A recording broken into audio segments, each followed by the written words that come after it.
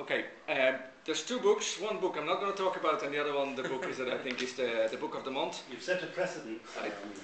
I was in Holland before Christmas, and I picked up 3 books. The book I'm not going to talk about, actually there's 2 books I'm not going to talk about. One book is called Calimero Marketing.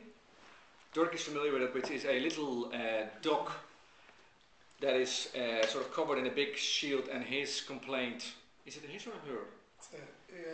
Its complaint is that he or she is small and everybody else is big. Is this a famous character? It's a comic. Oh, absolutely! It's a comic character. And what did you say? There's a sort of a syndrome. No, it's called a Calimero complex. The Calimero complex is the complex that you're always complaining that the reason why things don't work is because they are so big and I'm so small and I can't do anything because the others are too big for me and blah blah blah. But this Calimero marketing is about actually using it as a strength, which means small self-employed people can compete with the biggest company because they are Calimero and they're small, flexible, etc., and then uses LinkedIn, etc., to use it.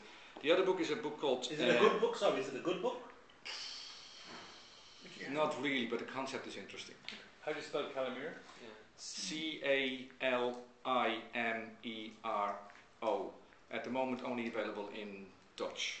The other book that is only available in Dutch is Ja maar he, which is the techniek van het omdenken. Now, I was asked Dirk what omdenken means, which is sort of turnaround thinking or reverse thinking. Reverse engineering. The reason I like this book, it's about creative thinking, is it applies sort of, it's a combination of creative thinking and the 33 strategies of war. So it applies sort of strategic thinking to creativity. So for that reason, it is. Are you going to translate it?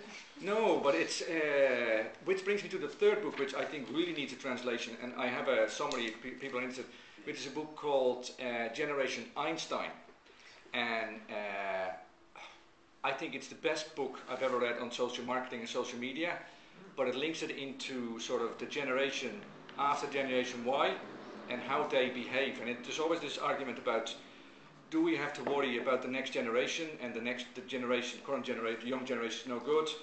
We don't have to worry at all, because they're exposed to social media 24/7, 365, they have a completely different attitude to a lot of things. So they think completely outside of the structures.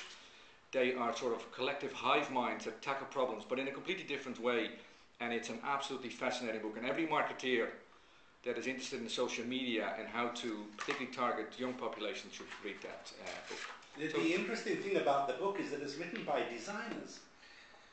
Because they were trying to understand how young people think, and all the traditional market research techniques do not work because it's an old guy like myself trying to understand a young person, but I was raised in a completely different context, and the context that young people are currently living in is entirely different, so you can't compute, so you have to take a completely different approach to it. So that's my book of the month, Generation Einstein. There is 2 things about